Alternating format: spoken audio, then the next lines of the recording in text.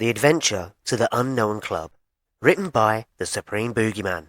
Disclaimer. Title: The Adventures of the Unknown Club. Copyright 2022. The Supreme Boogeyman. All rights reserved. This is a work of fiction. Names, characters, companies, places, events, localized and incidents are either the product of the author's imagination or used in a fictitious manner. Any resemblance to actual persons, living or dead, or actual events is purely coincidental. No part of this book may be reproduced or stored in a retrieval system or transmitted in any form or by any means, electronic, mechanical, photocopier, recording or otherwise, without the express written permission of the publisher. Website: The Boogeyman Beta Club.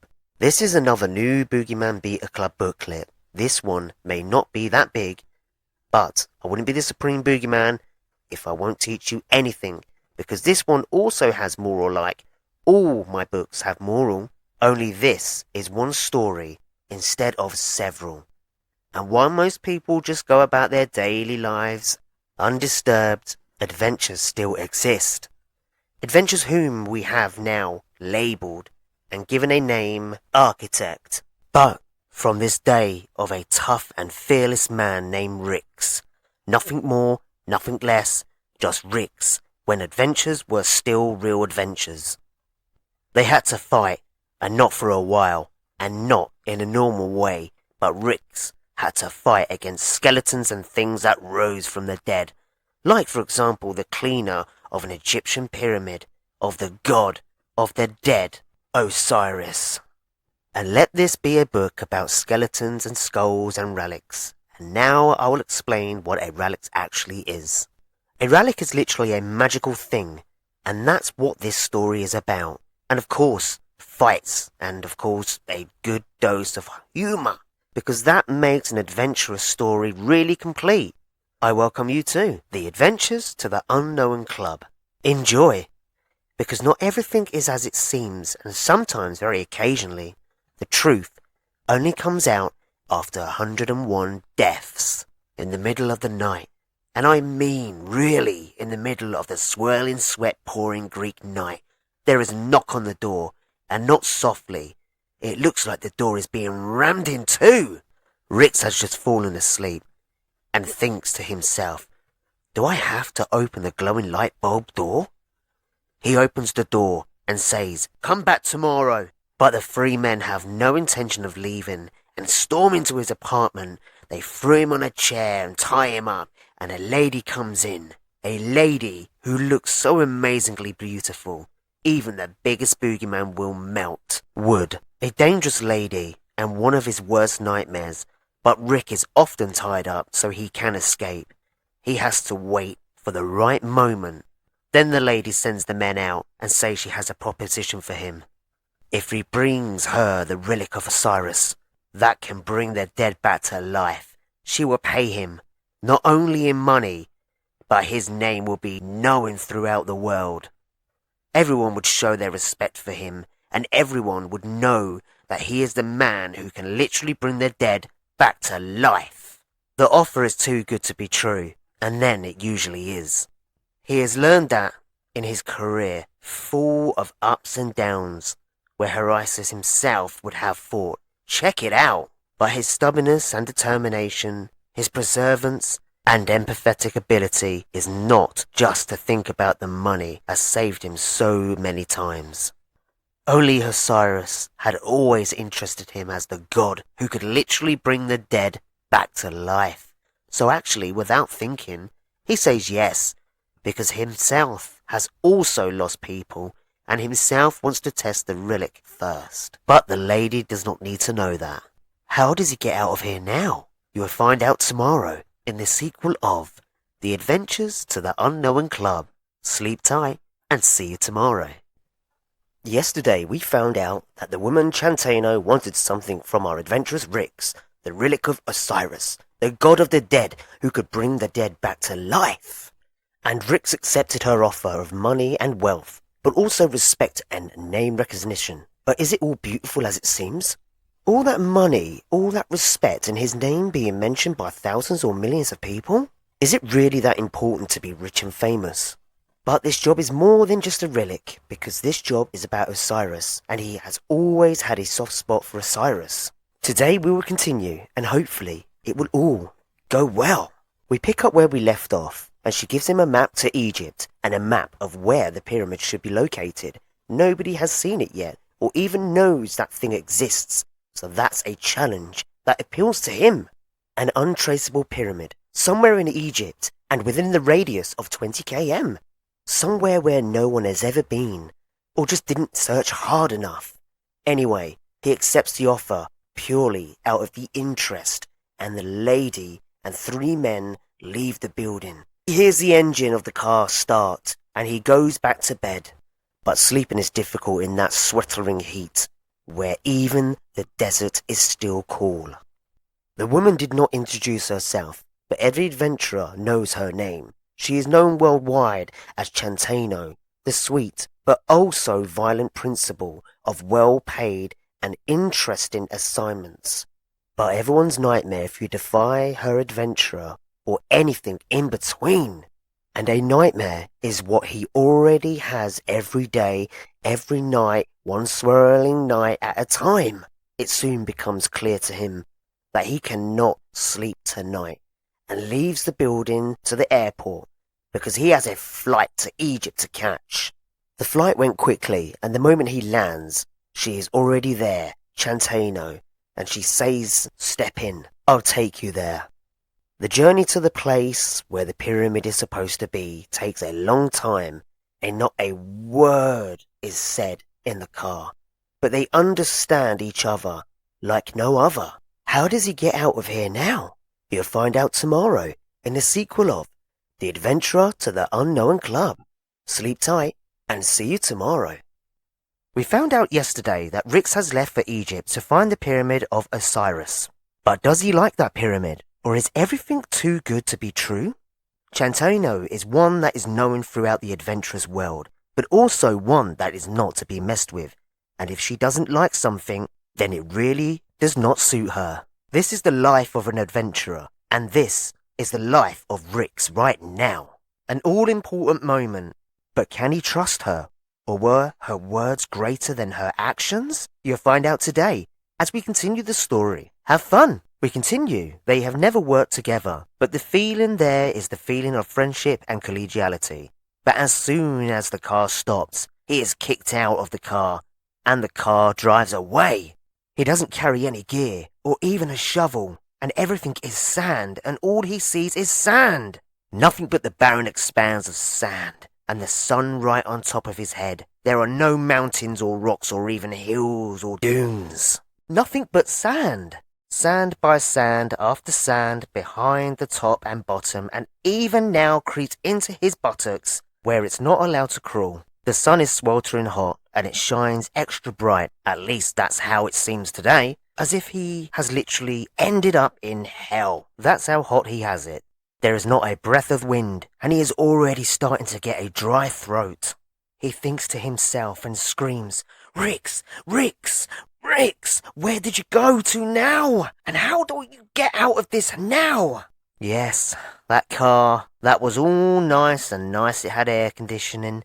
Hey, that thing had air conditioning, but here he gets angrier and angrier. What I do without equipment, without water, without stupid shovel. Yes, there you are, here in the desert without anything. He kicks wildly in the sand, but his anger does not calm down, and his mouth becomes drier and drier, until at some point, when the evening begins to fall, he starts seeing double, and someone actually comes walking. Maybe he has water and a shovel with him, but he doesn't like what he sees. The man is bone skinny, and I mean that seriously. The man is bone and bone lean. There is literally no piece of muscle tissue, flesh or skin on the body, something not often seen in a walking skeleton. The moment the skeleton focuses on Rix, he pulls out a sword and runs towards him screaming. Rix knows no attitude, no equipment, no water, and still no shovel. What does he have to do for that shovel? That's one thing that comes in handy at times like this. But he doesn't have it and sees the skeleton getting closer and closer. But he won't give up, and the moment the skeleton is standing right in front of him, He decides to throw sand into his eye sockets. He sees the thing beating wildly around him, with the sword hitting nothing but air, and he throws more and more sand into his eye sockets. Does he win the battle of the skeleton without having anything? You'll find out tomorrow in the sequel of The Adventures of the Unknown Club. Sleep tight and see you tomorrow. Yesterday we found out that Chantano abandoned him and dropped him in the middle of the desert, where he had to fight a skeleton without any equipment or even a shovel. A skeleton with a sword, and according to Rix, the pyramid must be close where the relic can be found. For without Osiris's magic, the skeleton could not have risen, and without Osiris' magic, the skeleton could not have picked up a sword, and without Osiris' magic, the skeleton could not have found it. Ergo, the pyramid of Osiris must be closer than he originally thought. But how does he get there? How does he find the pyramid without a compass or even a shovel? You might find out today as we continue the story. After all the sand in his eyes, the skeleton goes to the ground and drops his sword, which Rix picks up and cuts right into his spine. The skeleton splits in two, and as he moves forward with only his chest and arms, his legs the other way, a beautiful spectacle of a blind skeleton split in two, Rick waves and walks on in a search of the pyramid that must be here somewhere, because this skeleton has been brought to life with the relic of Osiris. Then there is no other option. But where did the skeleton come from? Which direction was that exactly? The footprints in the sand lead him from side to side and from side to side until he hits his toe on a pointed stone sticking out of the sand. He jumps up in the air, but not from the pain though.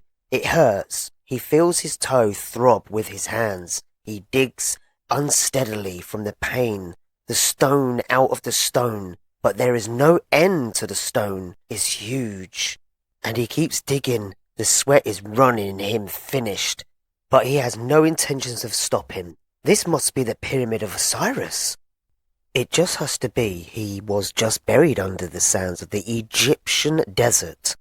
The first opening is already visible, but as he puts his hands inside, he almost immediately felt something crawling. Snakes! He quickly withdraws his hands, but when he has freed his hand, an army of snakes comes out of the pyramid. He is like the glowing light bulb for the snakes, so he dances and dances and dances to get rid of the snakes. Yes, an adventurer who is afraid of snakes is afraid of everything. Also, Mum and Dad are afraid of something, and even me, the Supreme Boogeyman, is afraid of something. Fear is human, but fear is a bad counselor, except when it comes to snakes. He feels the jitters all over his body, and it only gets worse and worse when 7 snakes crawl his way. He runs away and cries like a baby. He is so scared. But he realizes that this might be the only opening, so he stops running and crying, because this may just be his only chance of getting in. Does he win the battle of his own worst fear and defy his fear like a man? Or you will find out tomorrow in the sequel of The Adventures to the Unknown Club. Sleep tight and see you tomorrow. We found out yesterday that even the greatest adventurer is afraid of something, and even though it's real man's job, an adventurer feels fear, just like you and me. Everyone feels fear, but it's up to you how you deal with it, because sooner or later, we all have to face the greatest fear. It's a spider or a snake, it's your brother or sister or your neighbor across the street who always looks so angry. But the Chief Boogeyman himself does not come out of this battle unscathed, because the Chief Boogeyman himself is also afraid, and very afraid, even of the Boogeyman monsters that have turned our oh so beautiful paradise into a wasteland. Those are real fears. You, all greatest of all, but a man is not a man until he defies them as an adventurer. But if even the adventurer is afraid. Well, let's move on soon, and I hope you learn from this too, because this is a true story, that happened in a childish, simple, but mature enough story. Because let's face it, Osiris is a god that is not to be messed with, especially because he has skeletons and zombies and other undead at his disposal, ready to be undead as only the undead can. For even the serpents are undead, coming at him creeping skeletons. They are able to attack him at any moment as only undead serpents can. How? By eating the living and feeding on the dead. These snakes regain their flesh and scales when they have tasted human flesh. He sees one snake with a kind of jewelry, a crown on its head, the king they are all listening to, and that king crawls in front while the others all follow.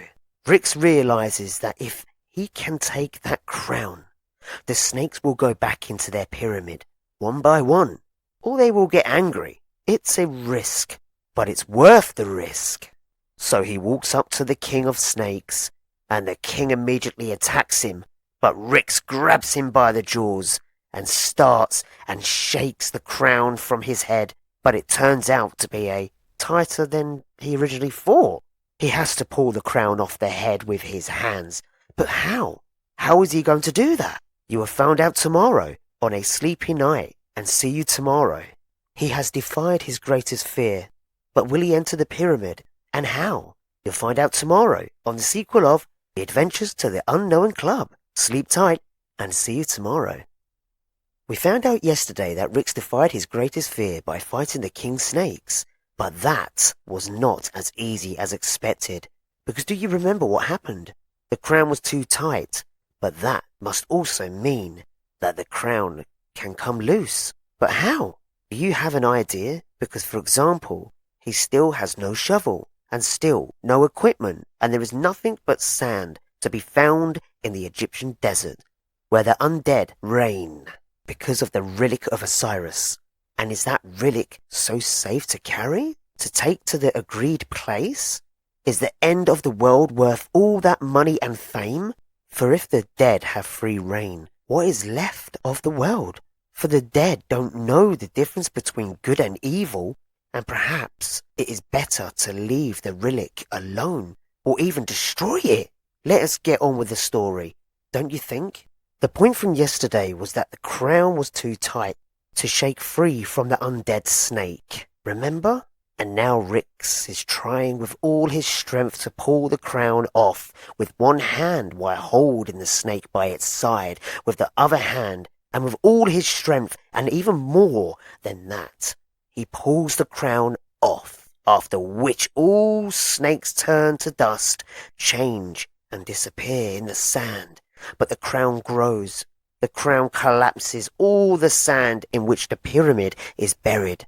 Rick floats down. He feels supreme as he puts on the crown. This must be the relic he was looking for, but he won't give up. The money doesn't interest him, and neither does the fame right now. He's Osiris, and can bring the dead back to life.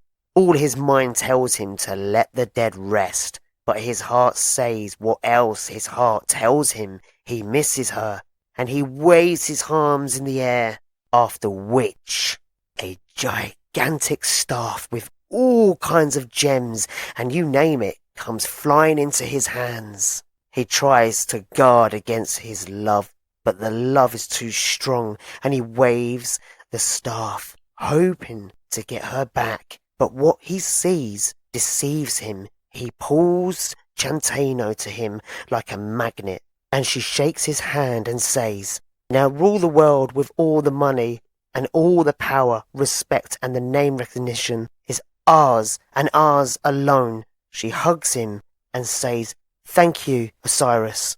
Thanks to you, this world is a better place. Thank you. We will never die, and we will stay together forever." A sense of pure power comes over Rick's power and love, yet it feels wrong. His greatest desire is his greatest dream closer to death. But does Chantano have other intentions than Rick's? You'll find out tomorrow in the sequel of The Adventures to the Unknown Club. Sleep tight, and see you tomorrow. We found out yesterday that Rick found the relic without searching, and that's his greatest dream to understand that Osiris can now become reality, but at what cost? And is all that money and infinite life really as beautiful as it seems? Because an infinite life can only exist in infinite love, but Chanteno comes across as dark, as she plans something else for the world. So much anger, so much hate that can only mean one thing, and that is the end of the world, where the undead walks among the living. But that was never Rick's plan. All he wanted was to understand Osiris, and unfortunately for him, he understands Osiris now as never before. For Osiris was never bad. He was made bad just like everyone else. Everyone, God or human, demon or angel, is born innocent. But life shapes us.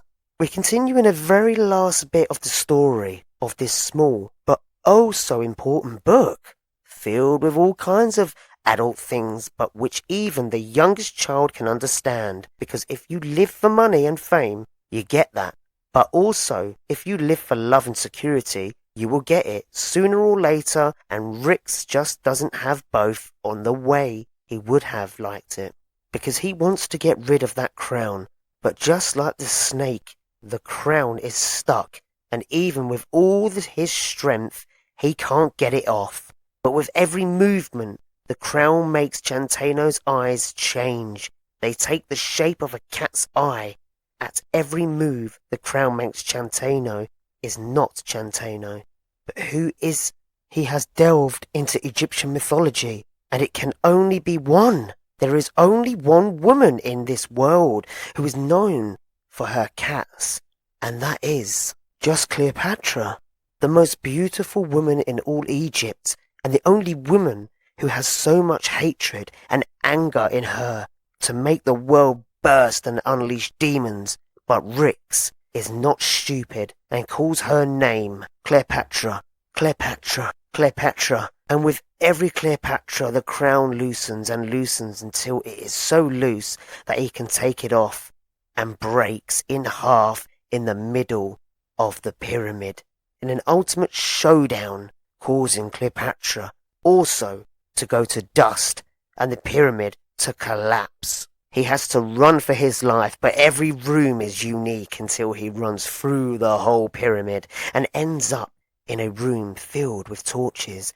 the only room left standing. There is a huge table, and there are men in jackal masks sitting at the table. They say, "Welcome, Rix. From now on, you are known as Rixiano, the knocker of Cleopatra, the greatest peasant in all Egypt. We welcome you to the Boogeyman Beater Club, and we hope you can teach us a lot, because you are not only attached to us, but we are also to you. Friendship to infinity. And look here. Come, sit down." Rixanio sits down, and when the woman's mask comes off, he sees his mother, the one he wanted to bring back. This is all worth it, and this club will forever be a part of him. And he did it all himself, with no equipment or shovel.